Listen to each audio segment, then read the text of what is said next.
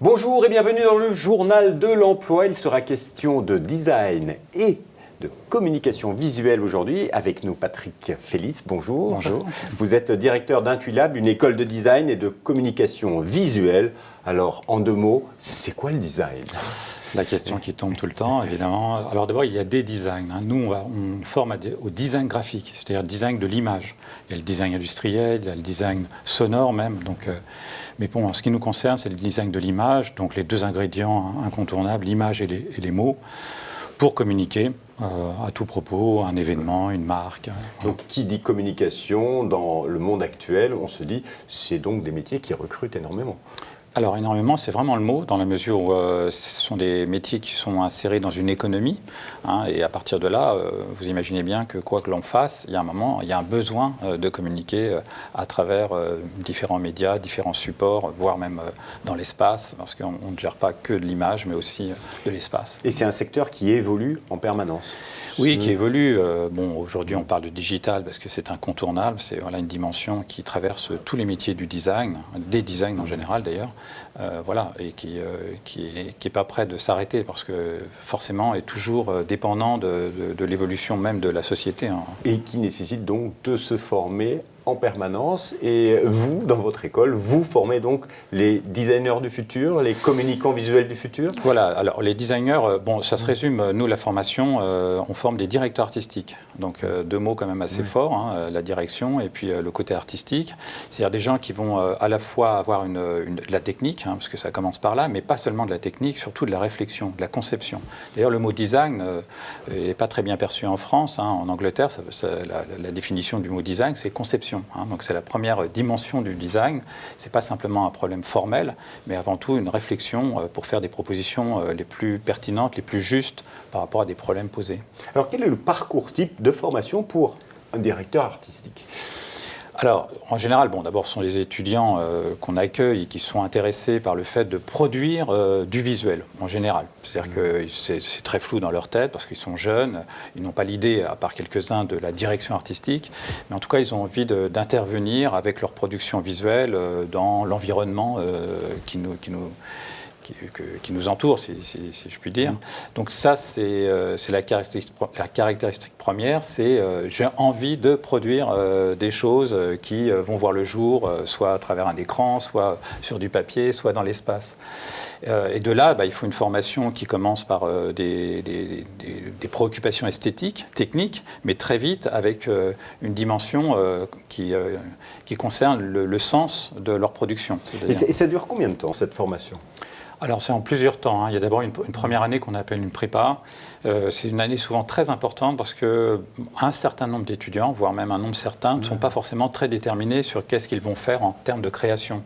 Donc ils ont une formation qui est essentiellement technique, même s'il y a déjà des cours théoriques, si l'on peut dire, mais qui leur permet de se positionner, de s'apercevoir qu'ils sont plus faits pour l'espace, ou plus faits pour l'image, ou plus donc différentes orientations. Ça, c'est la première année. Ensuite, les étudiants vont poursuivre 2 années pour arriver à un niveau bachelor.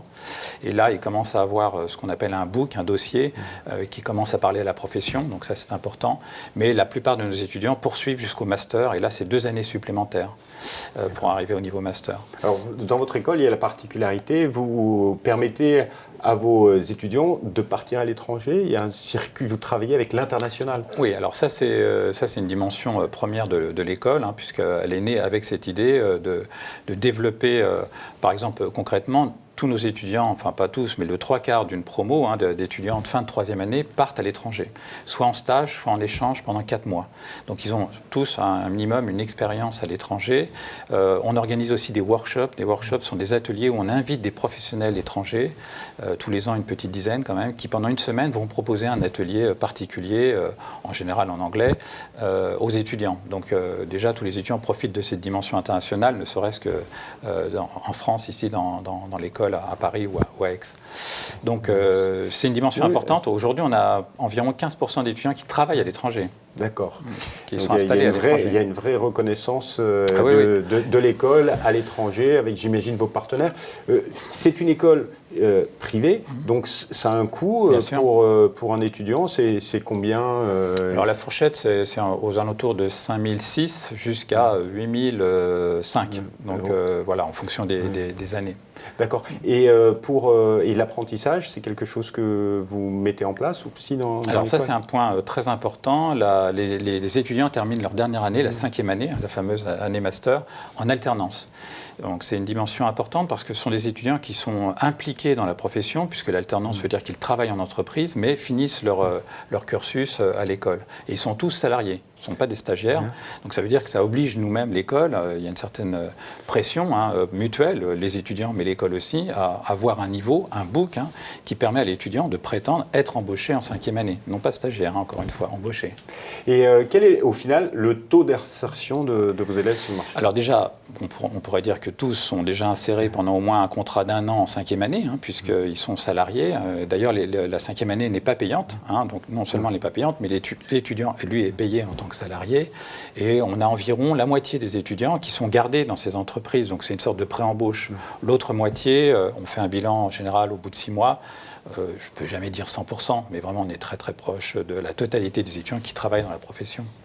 Monsieur Félix, merci beaucoup de nous avoir fait découvrir cette école. Si vous voulez en savoir plus, eh bien, vous allez sur le site école-intuit-lab.com et j'imagine que vous faites également des journées portes ouvertes pour faire découvrir votre école. Bien sûr, donc il y a des journées portes ouvertes à la fois en janvier, alors on appelle ça les mini-journées portes ouvertes qui concernent surtout les prépas, les étudiants qui sont intéressés par cette première année. Le 21 janvier. Très bien, et puis au mois de mars, là ce sont des journées beaucoup plus importantes où on présente le cursus complet. Voilà.